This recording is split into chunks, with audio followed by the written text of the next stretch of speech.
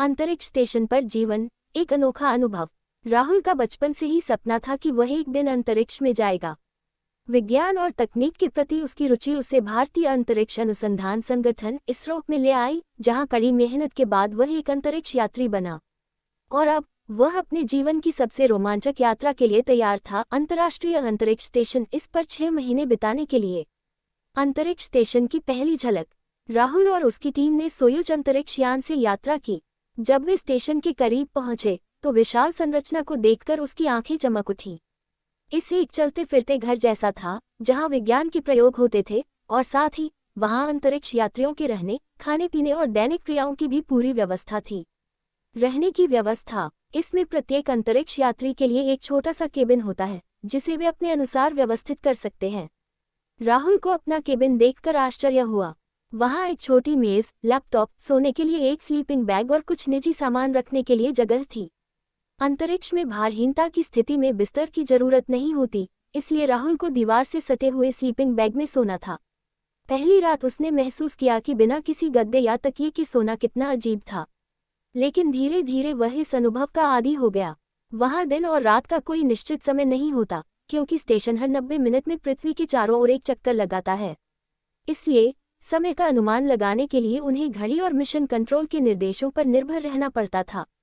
खाने पीने का अनुभव। राहुल को सबसे ज्यादा जिज्ञासा खाने पीने को लेकर थी। उसे याद आया कि जब वह पृथ्वी पर था तब उसने सुना था कि अंतरिक्ष में खाना बहुत अलग तरीके से किया जाता है। इसमें खाना तैयार करने के लिए माइक्रोवेव और विशेष हीटर होते हैं, लेकिन ताज़ा भोजन उपलब्ध नहीं होता। अधिकतर भोजन पैकेट्स में बंद, डिहाइड्रेटेड या विशेष वैक्यूम सील कंटेनरों में होता है। राहुल ने अपने पहले नाश्ते में स्पेस ओटमील खाया, जिसे गर्म पानी मिलाकर बनाया जाता था। दोपहर के भोजन में उसने सूखी सब्जियों और चावल का मिश्रण खाया, जिसे गर्म करके खाया जाता था। खाना करते समय सबसे ज्यादा ध्यान इस बात का रखना पड़ता था कि कहीं कोई टुकड़ा हवा में उड़ न जाए। पानी भी विशेष थैलियों में स्ट्रॉ के साथ पीना पड़ता था, ताकि वह हवा में तैरने न लगे। अंतरिक्ष स्टेशन पर हर चीज को रिसाइकल करने की कोशिश की जाती है, इसलिए पानी का संरक्षण बहुत महत्वपूर्ण होता है। पीने का पानी, पसीना और यहाँ तक कि पेशाब को भी शुद्ध करके दोबारा इस्तेमाल किया जाता है। बाथरूम और सफाई की चुनौती। राहुल को सबसे अनोखा अनुभव तब हुआ जब उसने पहली बार अंतरिक्ष में बाथरूम इस्तेमाल किया। वहाँ जमीन पर खड़े होने जैसा कोई अनुभव नहीं था, इसलिए टॉयलेट भी विशेष रूप से डिजाइन किए गए थे। इसका टॉयलेट वैक्यूम आधारित सिस्टम पर काम करता था।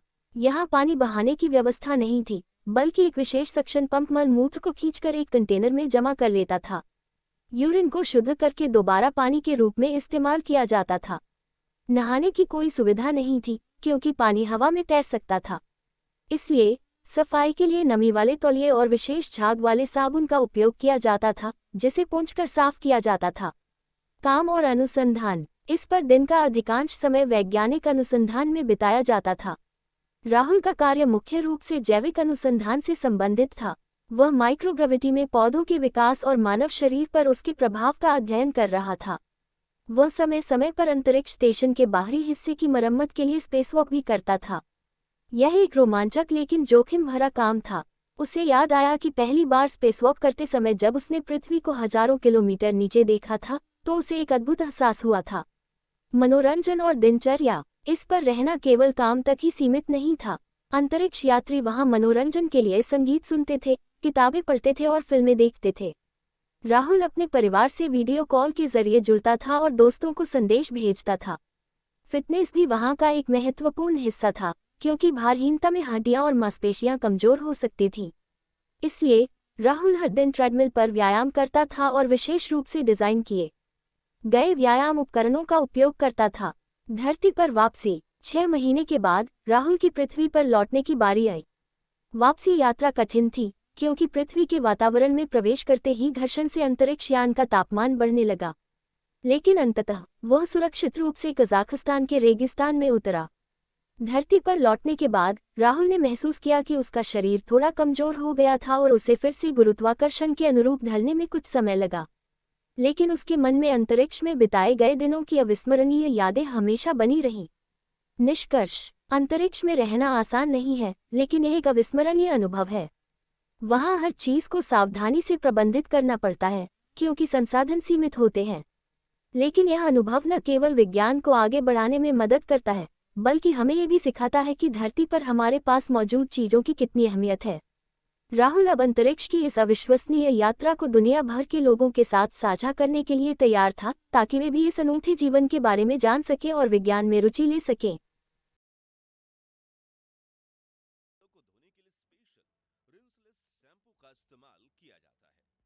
जिससे बाल धोने में बेहद कम पानी की जरूरत पड़ती है। वहीं मेल एस्ट्रोनॉट्स के लिए बाल और दाढ़ी ट्रिम करने के लिए फ्लोबी नाम की ट्रिमिंग मशीन अवेलेबल होती है, जो वैक्यूम क्लीनर के साथ अटैच रहती है। यानी बाल कटने के साथ ही नीचे गिरने के बजाय वैक्यूम क्लीनर में चले जाते हैं। अच्छे से नहाने धोने के बाद बारी आती है कपड़ों की, तो स्पेस में टेम्परेचर 60 से 70 डिग्री के पार रहता है। इसलिए astronauts half sleeve T shirt और शॉर्ट्स पहनना ही पसंद करते हैं। और मजेदार बात यह है कि जैसे आजकल के कुछ आलसी यंगस्टर कई दिनों तक ऐसे ही कपड़े पहन कर रहते हैं, वैसे एस्ट्रोनॉट्स भी कई दिनों तक एक ही टी शर्ट पहन कर रहते हैं, क्योंकि ISS पर कपड़े धोने की कोई व्यवस्था नहीं है। अब दोस्तों, घर से इतना दूर रहने की वजह से कोई बार एस्ट्रोनॉट्स को परिवार की याद भी आ जाती है और उन्हें रोना भी आता है। लेकिन क्या स्पेस में रोया जा सकता है?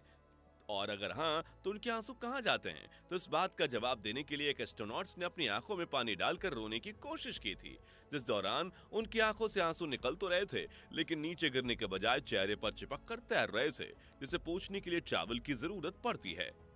खाने की बात करें तो एस्ट्रोनॉट्स धरती से खाना अपने साथ ले जाते हैं और वो हाइड्रेट फॉर्म में होता है, ताकि वो लंबे समय तक खराब ना हो।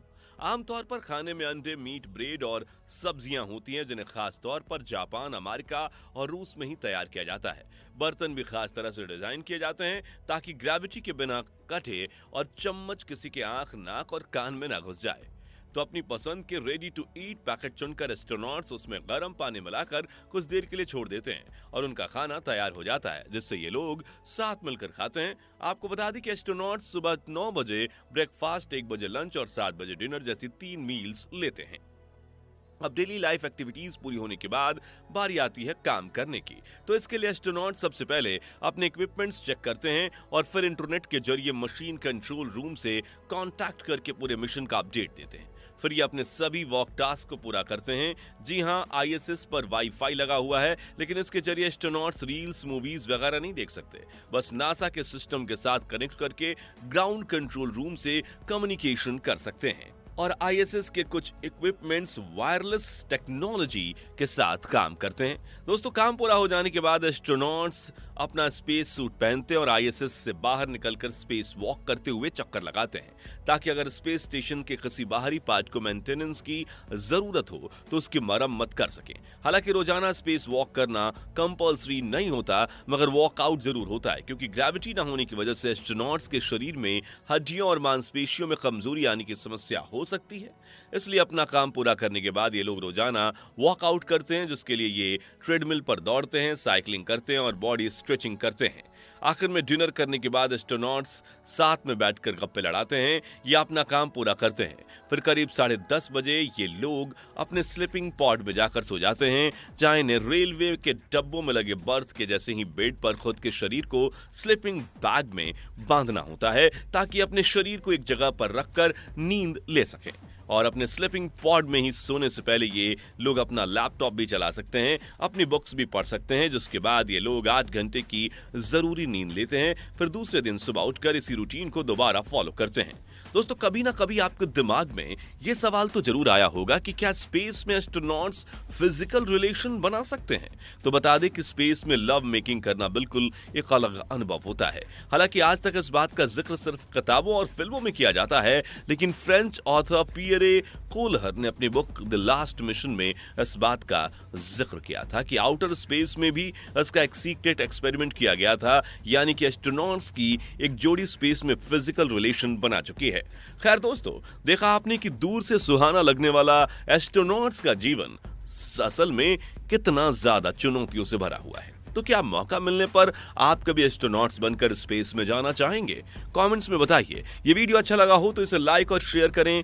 5100 लाइक्स का टारगेट अचीव करने में हमारी मदद कीजिए और ऐसे ही दिलचस्प वीडियोस देखते रहने के लिए इस चैनल को सब्सक्राइब करके बेल आइकन जरूर प्रेस कर दीजिए। मिलते हैं अगली वीडियो में। Bye bye.